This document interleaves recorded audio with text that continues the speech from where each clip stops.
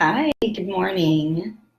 It is Mindful Mondays, and today we're gonna try something a little different. I kind of just come on and talk about what I see going on Facebook and what parents are talking to me about as situations. But today I have this little packet of cards that I pull. They're empowerment cards, and I pulled one, and it said something to the effect of, how am I focusing on what my life feels like instead of what it looks like? And that is essentially, if we're doing that as adults, certainly kids can do it too.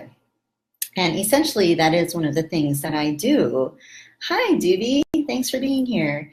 That is one of the things that I do with kids. I want them to be able to visualize, and more than that, feel what they want their life to be. Like, what I say to the kids is, this is your movie that you are calling your life. And you get to choose. You get to choose what character you're going to play, how you're going to choose to be in this character. You get to choose your events in your day, as well as a week from now, 3 weeks from now, and so on. Now, children have a much more challenging time, thinking about 3 months from now, 3 years from now, but they do have amazing imaginations, as we know. And they do visualize, or imagine, same thing, what their life's going to be like when they're, a grown-up, right? So why don't we get them on the track of starting to imagine what it feels like in their life, right? So the idea that came to me was that, here we are as parents and adults, and teachers and caregivers and grandparents and aunts and uncles and babysitters and so on. And we are doing inner work. We're doing work on ourselves about, what do we want our life to be like, or we're not, or we're learning about that, right? It's what I've been doing this work a long time, and what I have noticed for myself as a parent is that I just assume, the kids just do this. They just know. And really, they kind of do. But to bring it to a place from when they're 6 to 14 or older, to bring it to a place for them where they're aware, okay, this life is what I make of it. This is what I create. That's a whole different ballgame for them. They're just always in happy and joy, right? Except for when they have moments just like us. But we know, well, those of us who know, right, which is the group that talks to me, we know that our thoughts are going and going and going. And every thought and every word and every feeling that we have goes out and creates this movie that we call life. And that's what I say to the kids, and they like that, and they take that on. They also like to think of it as Minecraft, because a lot of kids like Minecraft, right? It's funny. They kind of brought this on this year. The kids brought up, hey, that sounds like Minecraft. And I said, it does, because they're creating a reality in this video game, right? So I talked to them about that a little bit. When we had a class meeting one time, I said, hey, let's talk about that. Let's talk about Minecraft, and let's talk about peaceful mode. And when you're in peaceful mode of Minecraft, and I'm not in any way saying that video games are okay or not okay, I'm just saying what happened. And a way to connect to the kids so they can bring it into their kind of imagination and their imaginatory way of life, which is beautiful, because all this stuff really is just a movie that we create, that we imagine it to be. So and when you're in peaceful mode, nothing can harm you. You're completely safe. You're completely free to do and be whatever you want, right? So we would, go into meditation being in peaceful mode, and know that when we're in that present moment of peaceful mode, we can feel whatever it is that we choose. We can think whatever it is that we choose. We can believe whatever it is we want to believe, because quite often what I noticed with children, and myself, my child as well, she, and probably me as a kid, myself too, is that they believe what others tell them so easily. Oh, really? I can't read? Oh, okay, I can't read.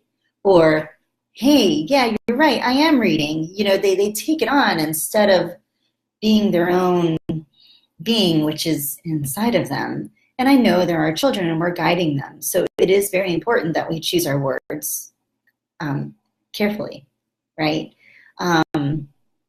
So when I would work with them on what does your life feel like, which I didn't use those words. I would say, what do you want your movie to be like? You get to choose that. Often they would say calm. Often that word was, I want my life to be calm.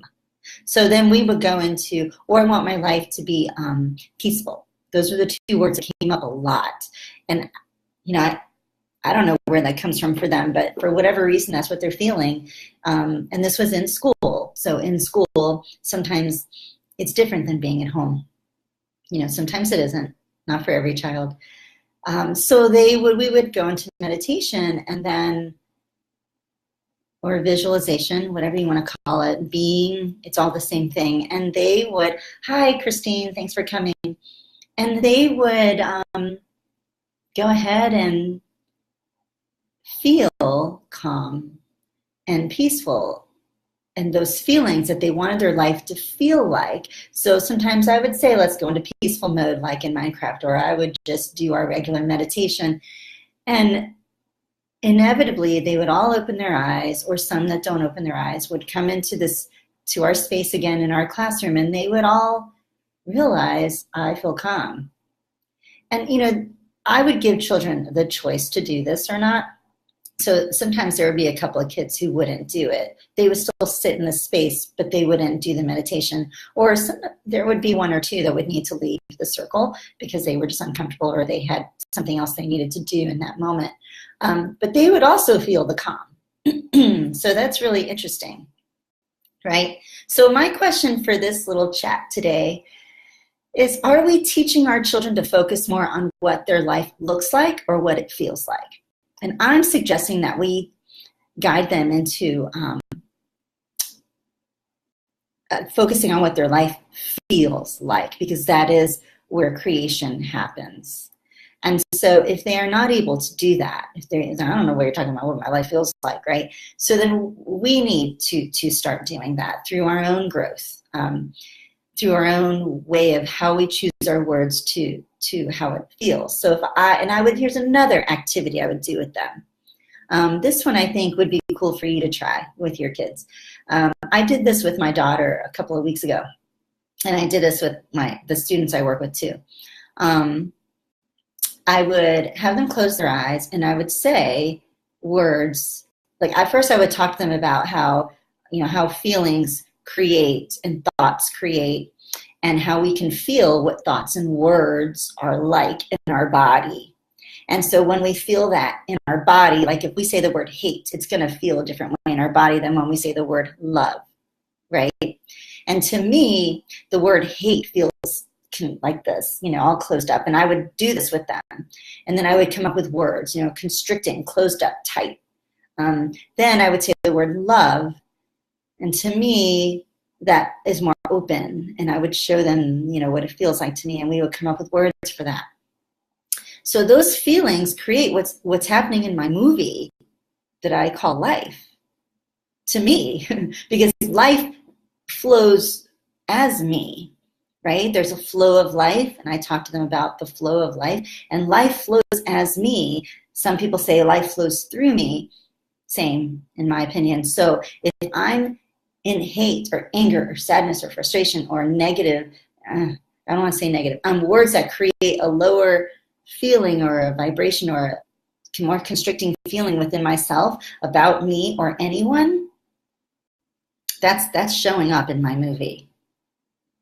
So we do that because we are concerned, not we, but people do that because they're concerned with what life looks like.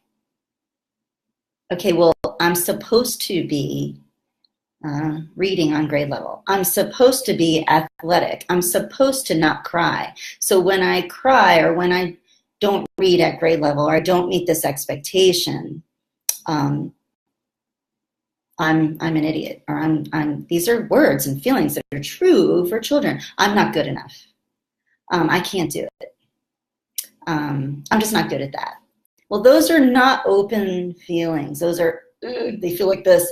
So we would talk about this, and then we would realize that that's what's showing up, right? That's what's coming in. That's what's playing in your movie. So this isn't a one-time deal, by the way. This is an ongoing conversation and practice that I would have with kids in my groups or in my class. And I also, with my daughter, it's an ongoing, this is the way of living, right? So Doobie, I've seen your posts before, so I know you live this way as well. Christine, I believe, because I think you're an EOLer, evolving out loud person. So I would say, yes, you live this way too. And forgive me if not, but, and I'll talk about that in a second because there's another activity I want to suggest. But so I would sit with them and talk about this, a lot. And then we would I would say, okay, now I want you to close your eyes. And I would say a series of words, not very many, because the children I was working with this year were 6 and 7, and I have some older children that come to groups, but I wouldn't say that many. I wouldn't say like 10. I would just say like 2 or 3. And so I would say a word like hate or angry, and I wouldn't put any feeling into it. I would just say the word, because they have their own programmed thoughts and feelings to these words because of society, right? So I would say those words like anger, or I would say a phrase, not good enough, things like that. And then I would ask them to open their eyes and tell me what it felt like. And they would say the same thing. Some kids would say, because they don't know the word constricting so much, they would show me, they would do this or make a face. And some kids would say words like, I'm trying to think, what did he say? There was one boy that always commented, and he would say, it felt heavy. And I was like, yeah, that's awesome, because that's exactly, it feels heavy. If it's not good for you, if it's not a good choice, it's going to feel, ugh, right? And so then I would say, okay, now let's step out of that feeling and let's close our eyes and let's try something different. So they would close their eyes, we would ding a chime, they would feel it till they couldn't, and hear it till they couldn't hear it anymore to get out of that space. And they would be neutral again into the space of floating, into centeredness, into their inner beingness. And then I would say other different words like happiness, love, fun, giggles, whatever words would come to mind to say.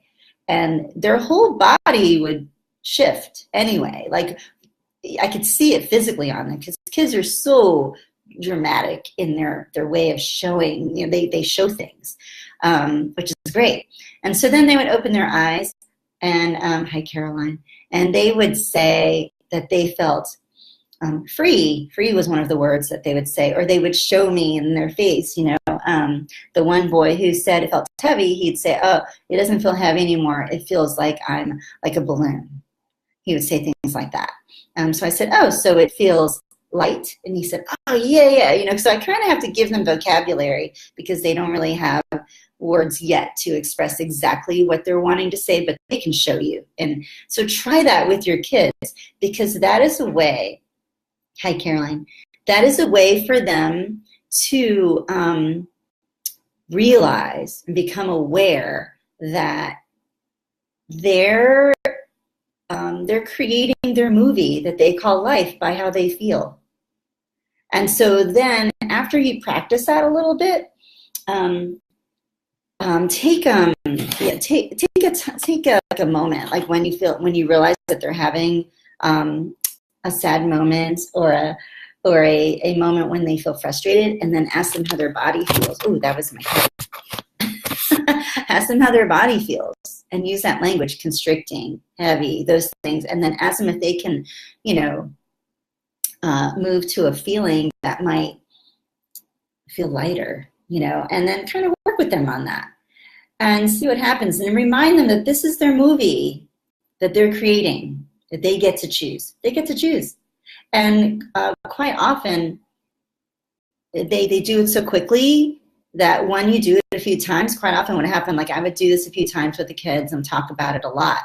They would say, oh yeah, and then they would just do it. But if they're in the middle of a very challenging emotional situation, I would need to do other steps first, obviously, and that's another video. But I would definitely work with them on, maybe going to the Peace Corner and doing some meditations and breathing techniques and different things to get them kind of in a still place. And then, because maybe separating from that emotion as well, that's another meditation and technique. But I feel like it's really important for them to always be aware they're creating. And that doesn't mean that they need to feel bad that they created this moment, because we do it too. And so then creating a moment that might not be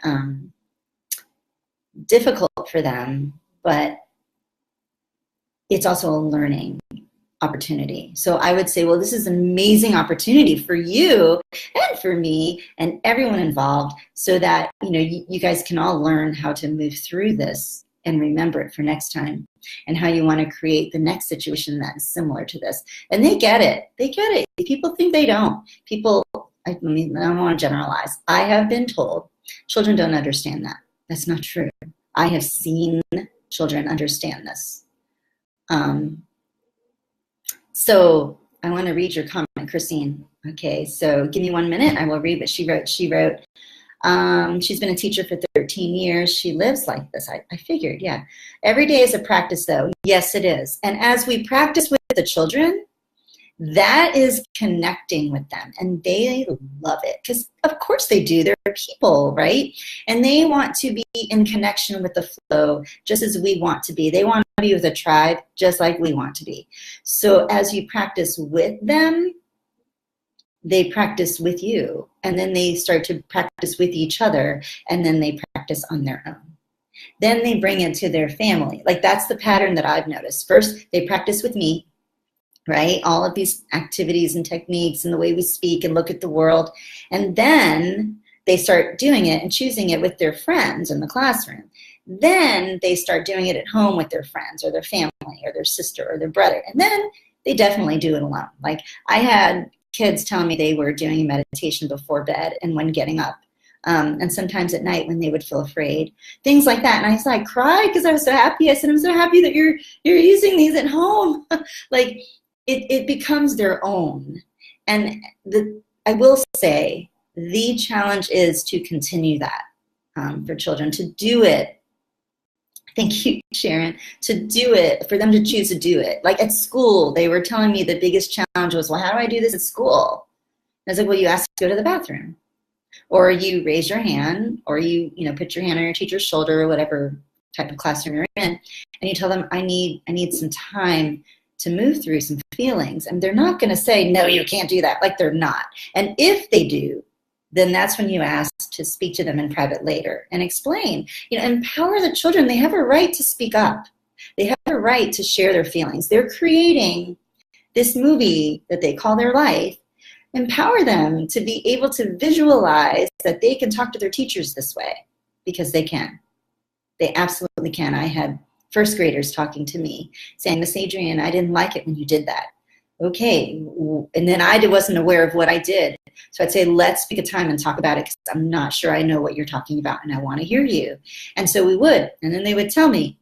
One boy said, he came up to me, I'm just going to give you this example, and put his hand on my shoulder and said that he said, you didn't let me talk to you. You said we had to line up. And I thought, oh man, yeah. So I said, oh my goodness, thank you so much for bringing that to my awareness. Next time I will put my hand on your hand and I will tell you that, unfortunately, we need to line up right now. And I can't hear what you have to say, but please, after we go to wherever we were going, remind me, or write it down for me and put it on my desk or give it to me, so that I'm hearing him. He wants to be valued. Of course he does.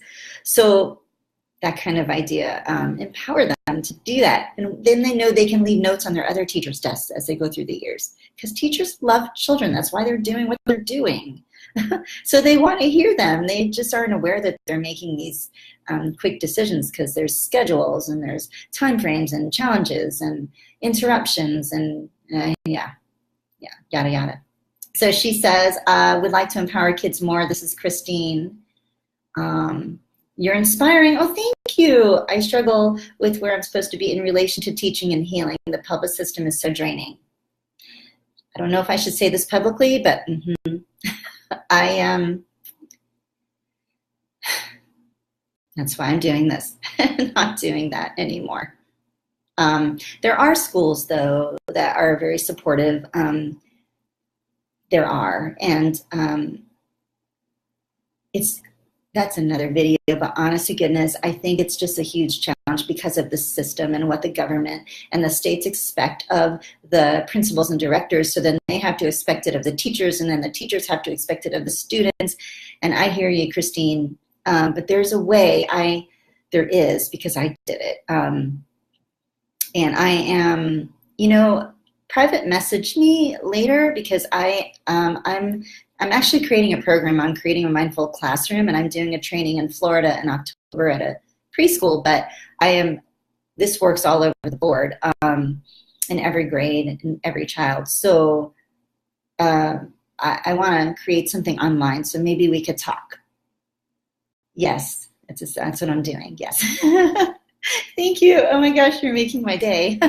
This is what I do. I grew up helping kindergartners and then, went into YMCA after school programs, and then helping in all of these years doing these things. And people would say, well, how do you do that? I'm like, I don't know. I just do it. And I'm finally just, with the help of a lot of friends and loving people, I'm deciding to step out there. So thank you. Yes, Christine, PM me and we'll talk about it. Let's see, Sharon, hi. You are I love all of you. This is so fun. This is so awesome, Adrian. Thank you, Sharon. I will incorporate more of mindfulness in our preschool classroom. Awesome. Thank you. Yeah, we do, Christine. Yeah, I have a dear friend who is from Evolving Out Loud, Kyle Cease. Look him up. He's amazing. She is helping me with creating video packages. And when I create this program, it's at a preschool, actually, Sharon, that I'm going to be presenting. Maybe I can come to yours. I don't know where you're located, but let's talk. I'd be happy to. Hi, Elizabeth Adams, an old dear friend from so many years ago. Her son was in my class when I taught at the Montessori Charter School in Florida, and he's the same age as my daughter.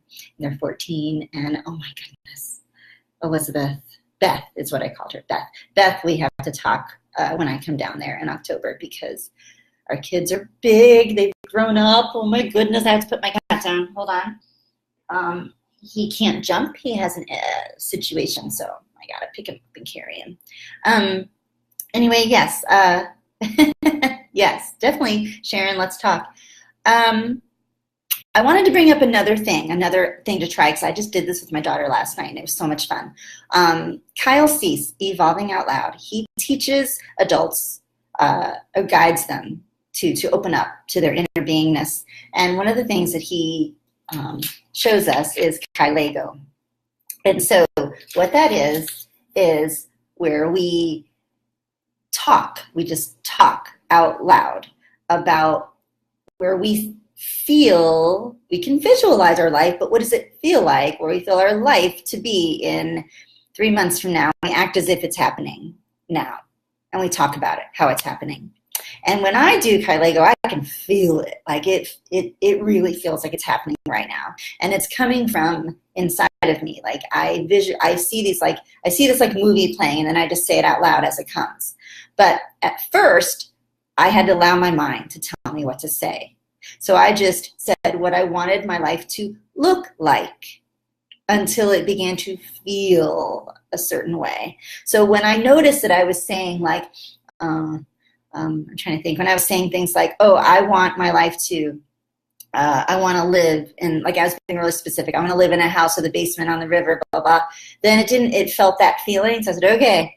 So I want to live in peace, and I want to have a beautiful, comforting home. And I started to use different words that, I have a beautiful, comforting home right now, but I'm just using this as an example, that felt a certain way. So can children do this? Yes, yes, yes, yes, yes, yes, and yes, yes. They just are becoming conditioned to be in the mind, and we need to get them out of that. Get them back to their imagination. Yes, Sharon, I love Kai Lego. I know. Oh my God. And little children, since the wording can be a little challenging, draw what you think. Show them. What do you feel your life, I almost said think. What do you feel your life is going to be like at this birthday party that they're going to? What do you feel your life is going to be like this Saturday, and have them draw it? Now you're thinking, yeah, but kids can do that. They do that all the time. Yes. Then when they draw and illustrate it, then they talk about it. And you obviously you model this first, right? You model this, you do it with them, like you talk about the day, the classroom. So we used to visualize what our day was going to be like. We didn't talk about it because I didn't know about Kai Lego. And they would illustrate what their day in school was going to be like, because often what I was being confronted with were children who hated school. Okay, I'll just be honest. They just did. They hated it, and they were 6 and 7 years old. So what did I do? We would illustrate and visualize our day. And then it became where we visualize, if we were having like conflicts with friends or something, we would visualize that and illustrate it. But then they would start talking about it too. But they didn't talk about it later, like, 3 days from now or a month from now. They just kind of talked about it in the moment. And that's where we need to expand that into, because we're creating our movie, right? What do we want our movie to be like 3 days from now? What do we want it to feel like? What do we want the outcome to be presenting to us as we create it, right? So I feel like I'm stammering because I have all these stuff coming in, and I have to figure out how to slow it down so I can tell you. Okay, so I was doing this with my daughter, and she was like, can we just Kai Lego about tomorrow? I said, yeah. Can we Kai Lego about, well, and then she said, ooh, what if I Kai Lego that I have good situations, but someone else would Kai Lego that I don't? I said, that's theirs. That's their perception, because kids will say that. This is about you and your movie, because it doesn't matter what somebody else perceives about you. It's not true what they perceive about you. What's true is what you are creating for you, because then they won't even see that other thing that's negative or hateful or angry. They will only see what you create about you anyway, because that's what you're creating, right? So this is about empowering our children. So Christine, empower your children the way you empower yourself. They can do it. Connect with them and talk to them in a way that you want people to talk to you, and they'll listen and they'll feel it. You probably already do this stuff. I'm just saying that's where I started. I guess it just was always like that. Like I just wanted to hear them, because a lot of times kids are just not heard. They tell them what to do, how to do it, when to do it, where to do it. They, meaning every adult, right? And I'm guilty of that too. I've done it too. But then, and not that they can make every single choice all the time. I don't make every single choice all the time. Sometimes I'll say to my daughter, what do you want to eat? Where do you want to go, right? Other people make choices for us. But I'm talking about giving them the opportunity, like I remember one time in a classroom.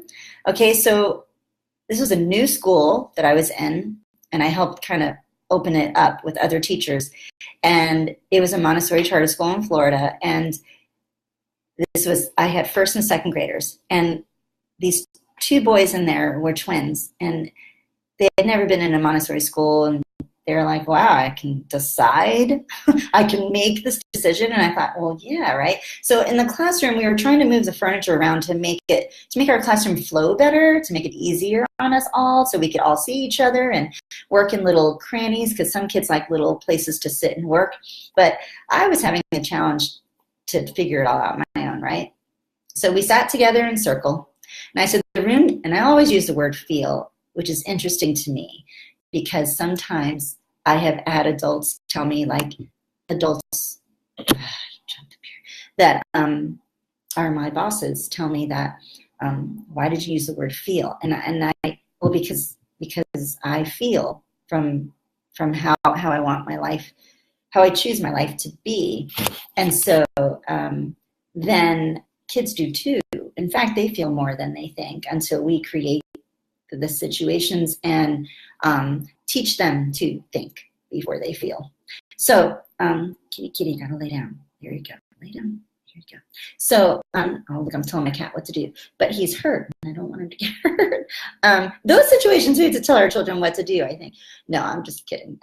So in the classroom, there was furniture that had to be moved, and I thought, I don't know. So we all sat down and decided to feel the classroom. And I said, it doesn't feel like it flows. Like it feels like there's some blocks or something, like a wall here. And the kids were like, yeah. And they were talking back with me about, talking to me about how they felt. So then the two boys that were new said, I have an idea. Why don't we move this table over here and this shelf over there, and that will open it up and it'll feel so much more better. That's what he said. And I was like, I thought to myself, well, that would feel so much more better. Yeah, isn't that what we want, right? So I said, okay, let's do it. We moved the furniture. That's all we had to do, 2 little things. And everybody thought, oh, so much better. And it was so amazing that when you give children an opportunity, they, oh, I'm sorry, Yuki. I had to put my kitty down. They will take it. They will rise up to it because they want to be a part. I know you know this. But I think sometimes we get bogged down as teachers and parents with bills and schedules and curriculum and whatever. But stop and smell the roses. So I also put a picture under my announcement for my live chat about the present moment, right? Yeah, like the present moment is where it's all at. So even though we were creating our movie for 3 months from now and 3 days from now for kids, or even tomorrow, it's still the present moment because it's happening right now. We're creating it now. And so 3 days from now is now, right? I hope that makes sense. Yes, Sharon says, Christine says, giving them their own power. Yes, exactly, Christine.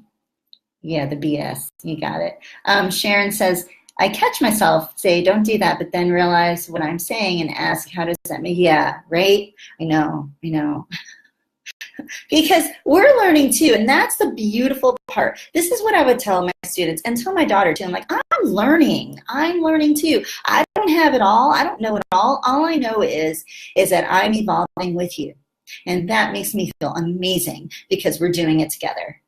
And I mean, I've been teaching for over 20 years. My first year teaching, I know I didn't say that to them. I know I didn't say that. It was, I'm the teacher, you're the students.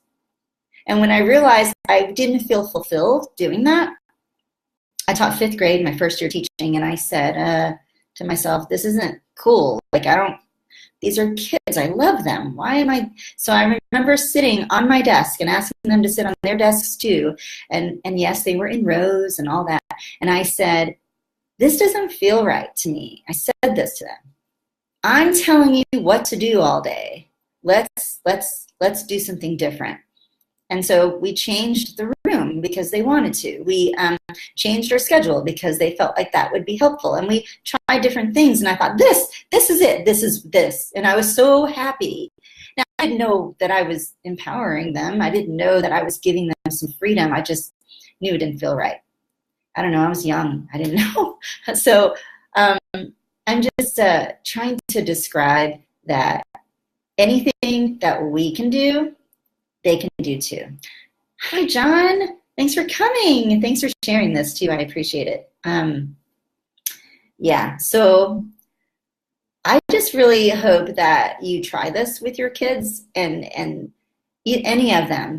Go back and review. I gave, I think, 3 different ideas. Some of this stuff just comes out of me. I don't even know. I'm just saying it. But try it and see how it goes. And please message me and let me know, because I really get into this. I love it. And I really want to know what's beneficial and what isn't. Because if it isn't beneficial, then I can intuitively connect. And I rolled my eyes because sometimes people are like, what? But I can intuitively connect to you and suggest another, make a little change or a tweak or something totally different. But please contact me. This is what I'm here for. I'm super excited to be stepping out into my the love of what I do, and empowering children and those who love them. And that's it. That's what I do. Hi, Felix, old and dear friend also. I do have, some announcements. I'm going to have a free call that's going to be on the phone. It's something new. I'm going to try it starting not today, but starting hopefully next Monday evening. I'm hoping to be able to reach people that are not in my state. So I'm going to be doing it at 8:30 here in North Carolina so that I can reach people in other places too. And I will be doing these Mindful Monday live chats every Monday morning at 10 a.m. And I have programs online. I put the links up there. So I do have a program online right now. It's for 6 to 10-year-olds, but honest to goodness, I'm really working on creating one for older children. The time has left me. I just haven't had the time to do it all. Working on it. So if you really want to talk about that, creating one for 11 to 13-year-olds and even 14, please contact me. I have a friend in town who works with teens, and I want to talk to her about creating some programs together. That will be, I think she's beautiful. She's a good friend. You'll love her. So contact me and I can get in touch with her.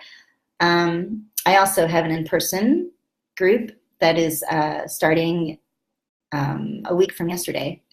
So that's here in Asheville. The online one starts next Monday, actually, morning at 9. So I'll be going from that to this to live chat, which I'll probably be a little bit late to that. That's okay though. So there's just a lot happening. I have private sessions available. I have all kinds of things going on. And I know I have price lists up there, but please know that I am very open and understanding the situation. So, I'll work with you is what I'm saying. So contact me and please tell me if these things work. And if you use any other strategy that I've offered in some other videos that I've put up, let me know if those help you out. And if they don't, let me know. I can offer more. There's lots of things evolving, and please check out Evolving Out Loud with Kyle Cease if you have not. He's amazing. I have one free meditation that is on my website for download for free. I have a friend helping with that, and he hasn't been able to convert them to put them up there yet. My converting skills are not so great. So, choose my words. I am building my skills in converting programs on the computer to put them up on my website so you can download the meditations. And the meditations are just a baseline. You can change them and make them your own, basically. That's the tool. That's one of the tools. And there's lots of other tools, obviously. But yeah. So I have vowed to myself and my daughter to allow these to only be 30 minutes, but I can stay on for a few more minutes. If anybody has a question or comments they'd like to ask me now, I'd be happy to share a little bit and answer any questions you might have.